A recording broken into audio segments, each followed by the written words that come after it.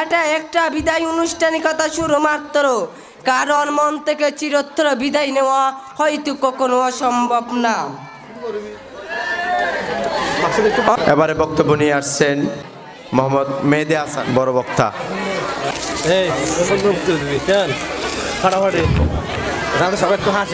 আসসালামু আলাইকুম রহমতুল্লাহি ওয়া বারাকাতুহু।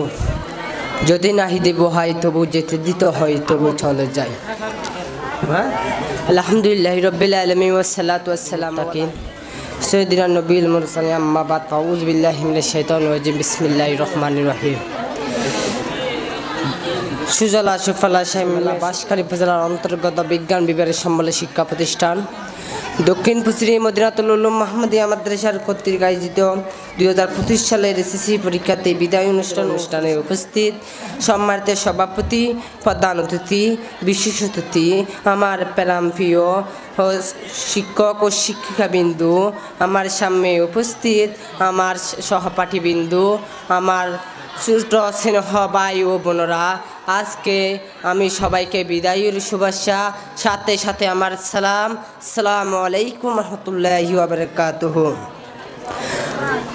আমি সর্বপ্রথম শুকরিয়া জ্ঞাপন করছি বিশ্ব মানবতার দূত হযরত মুহাম্মদ মুস্তাফা সাল্লাল্লাহু আলাইহি সাল্লামকে আমি সাথে স্মরণ করছি যে আজকে অনুষ্ঠানে আরও আমরা উল্লাস পেয়েছিলাম সে হুজুর মরহুম আব্দুল হামিদের হুজুরের কথাটা আমাদের এক্ষুনি কেউ বলে নাই। আমার সহপাঠী বিন্দুরা, যেভাবে আমাদের হুজুর আমাদেরকে শিক্ষা দিয়েছেন, সে শিক্ষা আমাদেরকে একজন আলম হবার জন্য আমরা আদেশ দিয়েছিলেন, হুজুরের কথাটা আমরা মনে পড়ছে। আমি আরও অনুষ্ঠান আরও উল্লেখ করছি দক্ষিণ পুশ্রী মদিনাতুল উলুম মাহমুদিয়া মাদ্রাসার সাবেক সুপার আরিফুল্লাহ হুজুরকে স্মরণ করছি, সাথে আমি স্মরণ করছি দক্ষিণ পুশ্রী মদিনাতুল উলুম মাহমুদিয়া মাদ্রাসার ভারপ্রাপ্ত সুপার আবুল বাশর হুজুরকে স্মরণ করছি, সাথে আমার সকালের নয়নমণি সকল শিক্ষক শিক্ষিকা বিন্দুকে আমি স্মরণ করছি। আজ দুঃখ ভরা মন নিয়ে বলছি আমাদের আজ বিদায় অনুষ্ঠান। আজকে আমাদের বিদায় অনুষ্ঠান যদি আমরা মনে করি এটা একটা বিদায় আনুষ্ঠানিকতা শুধুমাত্র, কারণ মন থেকে চিরতর বিদায় নেওয়া হয়তো কখনো সম্ভব না। অনেক দিন ধরে আমরা এই প্রতিষ্ঠানে পড়াশোনাই করেছি। এই প্রতিষ্ঠানের শিক্ষকরা আমাদেরকে বিভিন্ন বিষয়ে পাঠদান দিয়ে আমাদেরকে আনিয়েছিলেন।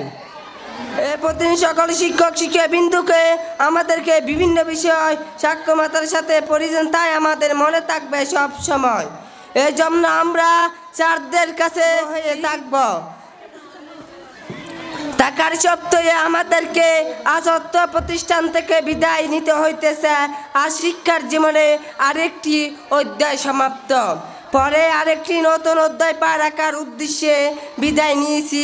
আপনারা আমাদের জন্য দোয়া করবেন যেন ভবিষ্যতে শিক্ষার জীবনে আরও উন্নতি করে দেশ ও জাতির ভূমিকা রাখতে পারে।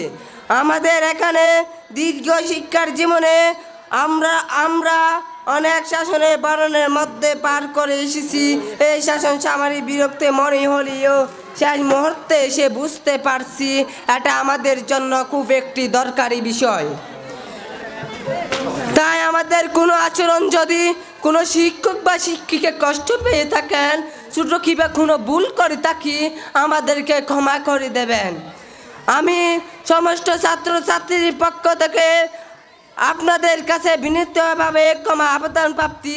যাই হোক, বিদায় মুহূর্তে আর বেশ কিছু কথা বলতে চাই না, কবির ভাষায় বলছি, বিদায় শব্দ বড় কষ্ট পায়, তার চেয়ে ব্যথা আর কোনো শব্দই নাই।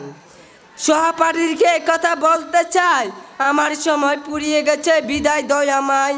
যখনই শুনি বিদায়ের ধ্বনি, চোখে ডুটি বয়ে যায় বেদনার পানি।